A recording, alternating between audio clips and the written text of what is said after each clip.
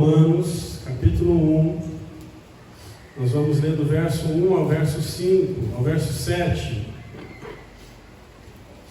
Romanos 1, do 1 ao 7.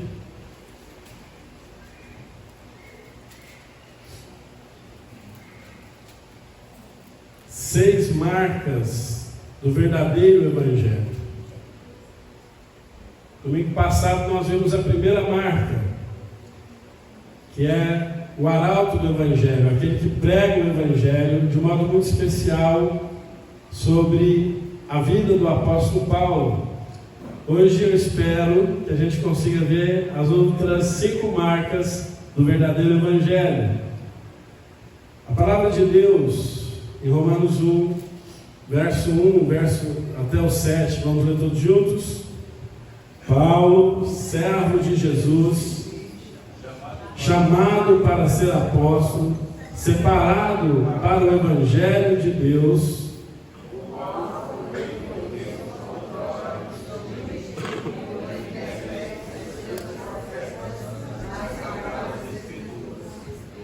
com respeito a seu filho, o qual, segundo a carne, veio da descendência de Davi, e foi designado Filho de Deus, com poder, segundo o Espírito de santidade, pela ressurreição dos mortos, a saber, Jesus Cristo, nosso Senhor, por intermédio de quem viemos a receber graça e apostolado por amor do seu nome, para obediência por fé entre todos os gentios, de cujo número sois também vós, chamados para serdes de Jesus Cristo. A todos os amados de Deus, que estáis em Roma, chamados para serdes santos, graça a vós outros, e paz da parte de Deus, nosso Pai, do Senhor Jesus Cristo. Vamos orar mais uma vez? Feche seus olhos, fale com Deus, peça que o Senhor fale com você. Pai, agora nós clamamos a Deus para que o Senhor opere o milagre da iluminação das nossas vidas, ó Deus. Seja comigo, ó Deus, ao expor a Tua palavra, ó Deus. Preciso tanto do Senhor, ó Pai. Seja com os meus irmãos, que eles possam ouvir a palavra do Senhor, todos nós possamos ter os nossos olhos, ouvidos abertos, e que o Espírito Santo do Senhor enche-nos nesta manhã, para que nós possamos viver a Tua vontade, ó Deus. Ajuda-nos, ó Pai. É o que nós te pedimos em nome de Jesus. Amém. Irmãos, uma segunda marca do Evangelho verdadeiro é a fonte deste Evangelho. Observem aí no versículo 1. O apóstolo Paulo escreveu: Paulo, servo de Jesus Cristo, chamado para ser apóstolo, separado para o Evangelho de Deus. Então, qual é a fonte do Evangelho? A fonte do Evangelho é Deus. O Evangelho, ele não é resultado da imaginação, do pensamento, da criação dos homens. Mas a fonte do Evangelho é Deus. Deus é o autor do Evangelho. O Evangelho não são palavras humanas, mas sim divinas. Paulo, ele era apenas o mensageiro do Evangelho, mas ele não é a fonte do Evangelho. A fonte do Evangelho é o Senhor, e ele deixa bem claro isso aqui. Ele não diz Evangelho de Paulo, mas ele diz o Evangelho de Deus. Então, queridos irmãos, o apóstolo Paulo nos mostra que o Evangelho é de Deus e nós somos apenas um canal para pregar o Evangelho. E louvado seja Deus por isso, porque é o Evangelho que é o poder para a salvação. Não é o canal que é o poder para a salvação.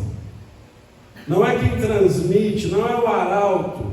O poder não estava em Paulo, mas o poder estava e está quando nós pregamos o Evangelho. E louvado seja Deus por isso, porque nós podemos pregar o Evangelho nessa certeza. Paulo, ele não cria o Evangelho.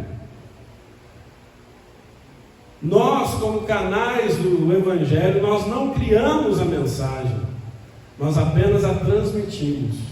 Eu tive um professor no seminário que ele disse o seguinte: se você, ao preparar o sermão, encontrar alguma coisa na Bíblia que ninguém nunca encontrou, provavelmente você encontrou uma heresia, porque a mensagem já está pronta. A mensagem, ela não precisa ser criada, a mensagem, ela não precisa ser inventada. Nós apenas repetimos aquilo que Deus entregou por meio dos seus arautos, dos seus profetas. O Evangelho, portanto, é uma boa notícia que vem do alto. Não é uma mensagem terrena, mas é uma mensagem celestial. A fonte do Evangelho é Deus. Então, uma segunda marca do Evangelho verdadeiro, nós já vimos domingo passado sobre o arauto do Evangelho, mas uma segunda marca do Evangelho verdadeiro é a fonte desse Evangelho. E qual é a fonte do Evangelho? É Deus. Deus é a fonte do Evangelho.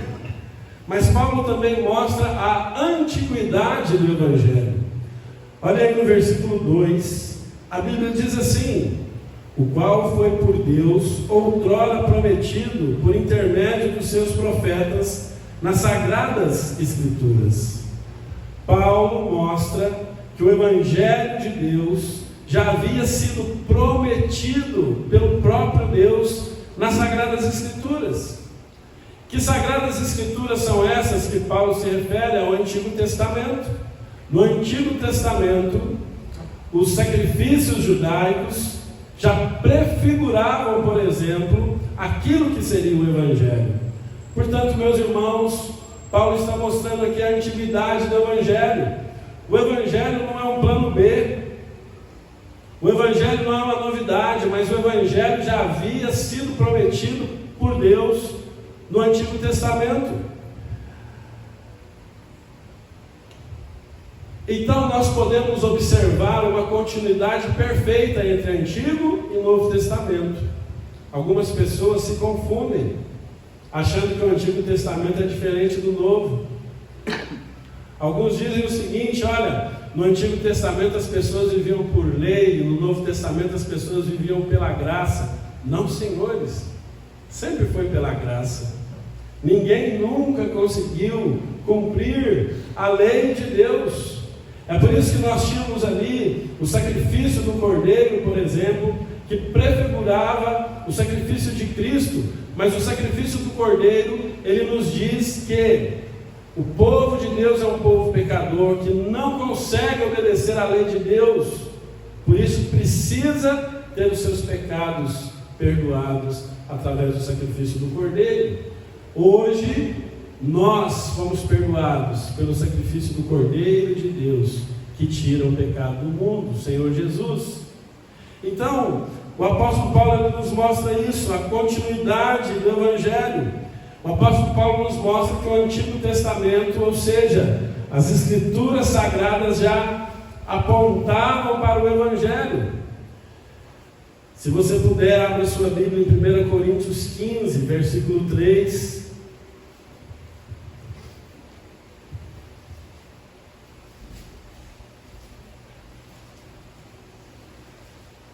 1 Coríntios 15, 3, a palavra do Senhor diz assim: antes de tudo, vos entreguei o que também recebi, que Cristo morreu pelos nossos pecados, segundo as Escrituras. Então percebam, meus irmãos, pode deixar aberto aí no versículo 4, que eu já vou ler, mas percebam que Paulo, ao escrever à igreja de Corinto, ele diz que Cristo morreu segundo as Escrituras. Ou seja, o Evangelho já falava, o Antigo Testamento já falava da morte de Cristo. Olha aí no versículo 4 de 1 Coríntios 15, a Bíblia diz assim: e que foi sepultado e ressuscitou ao terceiro dia, segundo as Escrituras. Então Paulo está dizendo que tudo o que aconteceu com Cristo foi segundo o Antigo Testamento. E aqui em Romanos 1, no versículo 2, Paulo nos mostra, portanto, a antiguidade do Evangelho. O Evangelho não é uma inovação. Ontem nós estivemos num evento aqui da cidade, da prefeitura, junto com as igrejas evangélicas, e a gente ficou meio assustado com algumas inovações que as igrejas têm hoje em dia, né? Nós não estamos acostumados com isso, mas não é o caso do Evangelho. O Evangelho foi anunciado por Deus nas Escrituras. O Evangelho, Paulo mostra que o Evangelho a antiguidade do Evangelho. Esse é o segundo ponto. O terceiro ponto de um verdadeiro Evangelho. Então, o verdadeiro Evangelho tem a ver com o canal, com aquele que prega o Evangelho. Ele é apenas um arauto. A fonte do Evangelho é Deus. O Evangelho já havia sido prefigurado nas Escrituras Sagradas, o Antigo Testamento. Mas Paulo vai trazer uma quarta marca do verdadeiro Evangelho. E ele nos mostra a essência do verdadeiro Evangelho. Vejam aí Romanos 1, 3 e 4.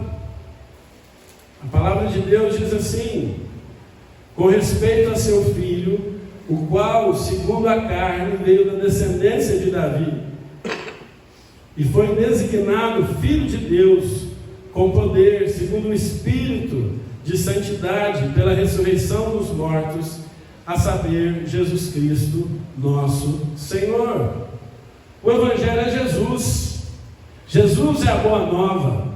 A essência do Evangelho é Jesus. João, quando escreve o Evangelho, ele diz que o Verbo se fez carne. Ou seja, a palavra verbo ali significa que Jesus é a palavra, Jesus é a Escritura encarnada. A essência do Evangelho é o Senhor Jesus. O propósito do Evangelho é mostrar a Cristo. O propósito do Evangelho é anunciar a salvação em Cristo Jesus. Jesus é a essência do Evangelho. Esse Evangelho prometido no Antigo Testamento trata-se de Jesus. Quando Jesus se encarna e nasce, e nós estamos celebrando nesse mês o nascimento de Jesus. Quando Jesus se encarna, quando Jesus nasce, Jesus é a essência do Evangelho. E Paulo destaca duas verdades aqui sobre Jesus, nesses versículos. A primeira verdade que Paulo destaca é a encarnação de Jesus. O Filho de Deus se encarnou e entrou no mundo como descendente de Davi. Olha aí no versículo 3, a Bíblia diz: com respeito a seu filho, o qual segundo a carne veio da descendência de Davi. Em 2 Samuel, capítulo 7, versículo 16, a palavra de Deus diz assim: porém a tua casa e o teu reino serão firmados para sempre diante de ti, teu trono será estabelecido para sempre. Essa é uma promessa que Deus fez para Davi, dizendo que o trono de Davi seria eterno. E o significado do trono de Davi ser eterno se cumpre em Jesus Cristo, que é descendente de Davi. É interessante que quando nós olhamos as genealogias de Jesus, tanto em Mateus como a genealogia de Lucas, ambas nos mostram que tanto do lado de José como do lado de Davi, de Maria, Jesus era descendente de Davi. Então, meus amados irmãos, Jesus é a essência do Evangelho. O Evangelho significa que Deus se fez carne, Ele se humilhou. O Deus do universo se esvaziou e se fez servo em nosso lugar. O Deus do universo, o Deus bendito, se fez maldição em nosso lugar. As Escrituras do Antigo Testamento diziam: maldito aquele que for pendurado no madeiro. E Jesus morreu na cruz no nosso lugar. O Deus bendito se fez maldição em nosso lugar. O Deus Santo de Israel, aquele que nunca viu pecado, se fez pecado em nosso lugar para que nós fôssemos perdoados dos nossos pecados. O autor da vida morreu, morte de cruz em nosso lugar. Então, quando Paulo fala da encarnação de Cristo, ele fala também da humilhação de Cristo. Mas ele continua e fala do poder de Cristo através da sua ressurreição. Aqui no versículo 4, Paulo diz: e foi designado Filho de Deus com poder, segundo o Espírito de santidade, pela ressurreição dos mortos, a saber, Jesus Cristo nosso Senhor. Então Jesus, ele se humilhou, ele se fez servo, mas através da ressurreição, nós vemos o poder de Jesus, o poder de Deus sendo manifesto, porque ele morreu e ressuscitou, ele é o primogênito dos mortos, ou seja, ele é aquele que morreu e ressuscitou e vive para sempre. Ele foi designado Filho de Deus com poder. Então nós vemos, meus irmãos, as marcas do Evangelho. Primeira marca, o arauto do Evangelho. A segunda marca, a fonte do Evangelho. O Evangelho vem de Deus. O Evangelho não é invenção humana. Terceira marca que nós vemos, a essência do Evangelho. O Evangelho é Jesus.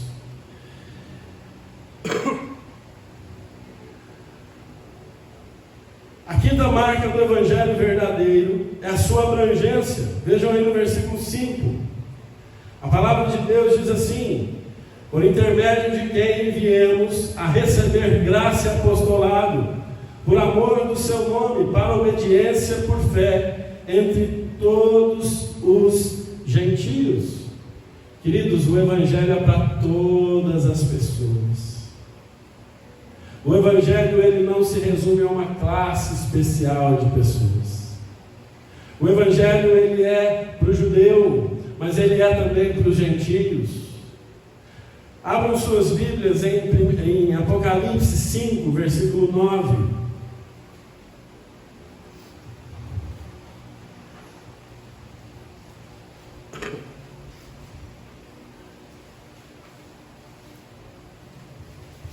Olha o que diz aí em Apocalipse 5:9, a palavra de Deus diz assim: e entoava um novo cântico, dizendo: digno és de tomar o livro e de abrir-lhe os selos, porque foste morto, e com teu sangue compraste para Deus os que procedem de toda tribo, língua, povo e nação.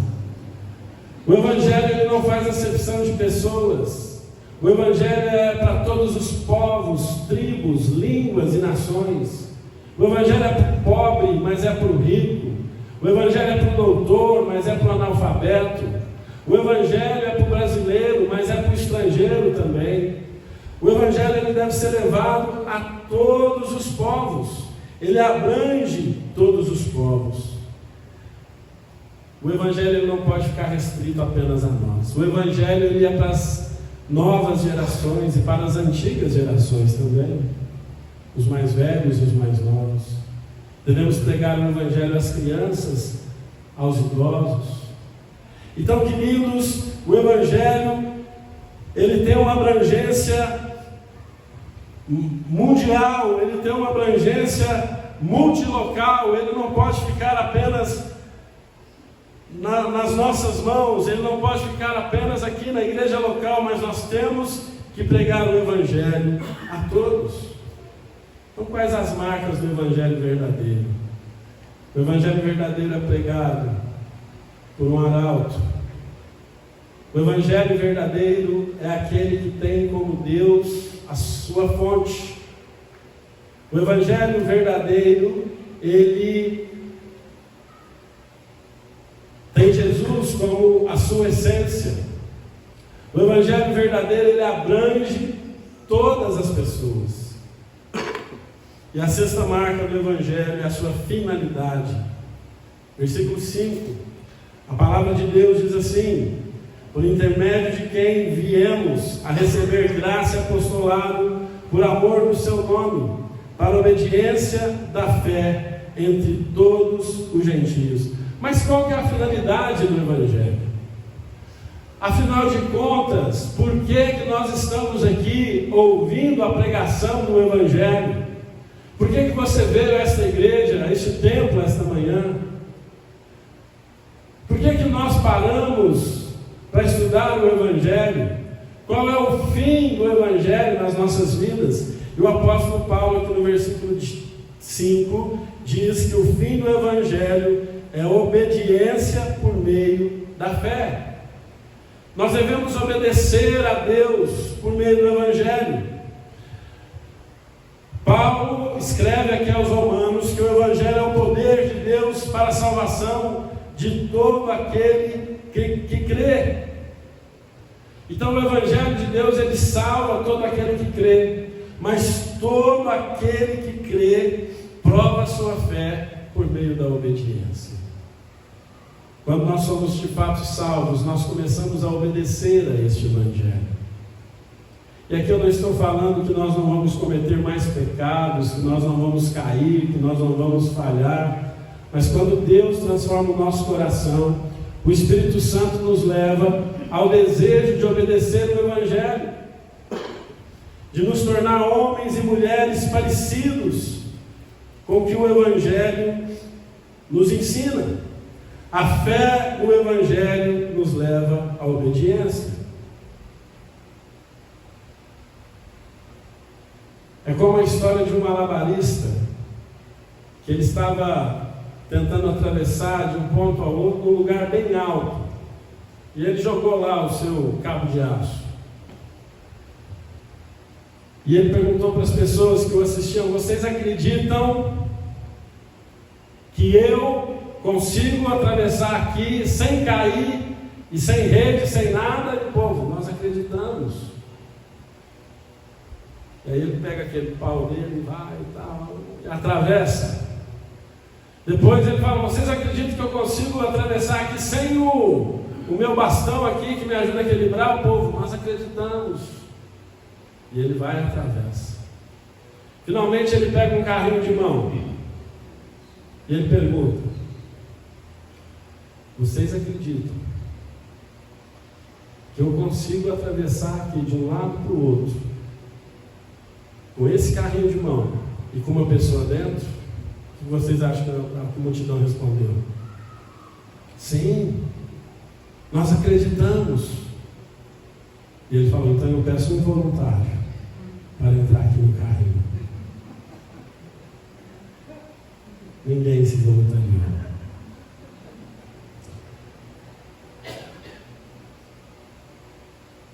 A fé obediente é praticar a palavra de Deus. E nós temos muitas coisas que colocar em prática em nossas vidas, como cônjuges, como filhos, como pais, como igreja do Senhor. Não basta ter apenas uma fé de palavras, mas a fé tem que ser de fato, de atos. E o apóstolo Paulo, ele escreve aqui que a marca do verdadeiro Evangelho é uma marca de obediência. A palavra de Deus, que Deus nos ajude a obedecer o Senhor. Eu quero aqui agora caminhar para a parte mais importante do nosso sermão nesta manhã, que é a aplicação dessa palavra. Olha, hoje eu preguei pouco. Eu não sei se é por causa da minha garganta, ou porque aqui já era o sermão do domingo passado, né? Só a finalização. Mas como que nós aplicamos isso na nossa vida? Primeiro, se a gente está falando de um verdadeiro evangelho, é porque existe aí fora um falso evangelho.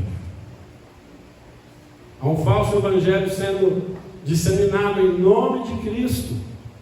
O nome de Cristo é usado para propagar esse falso evangelho. Nós precisamos entender que o verdadeiro evangelho não vem de homens. Nós somos apenas canais que transmitem o evangelho. Eu sou um canal, vocês são canais de transmissão do evangelho. A fonte do evangelho é Deus. O canal é pecador. Ele fala, como o apóstolo Paulo, que disse que era o principal dos pecadores. Mas o Evangelho é inerrante, infalível. Você quer ouvir a voz de Deus? Leia a Bíblia, medite na Bíblia, estude a Bíblia. Irmãos, você sabe a luta que é para nós termos uma vida devocional na presença de Deus. Mas continue lutando, porque a fonte do Evangelho é Deus. Quando você lê a Bíblia, você ouve Deus falando com você. A essência do Evangelho é Jesus. Nós encontramos no Evangelho a graça de Cristo, o amor de Cristo, o favor de Cristo, o cuidado de Cristo sobre as nossas vidas.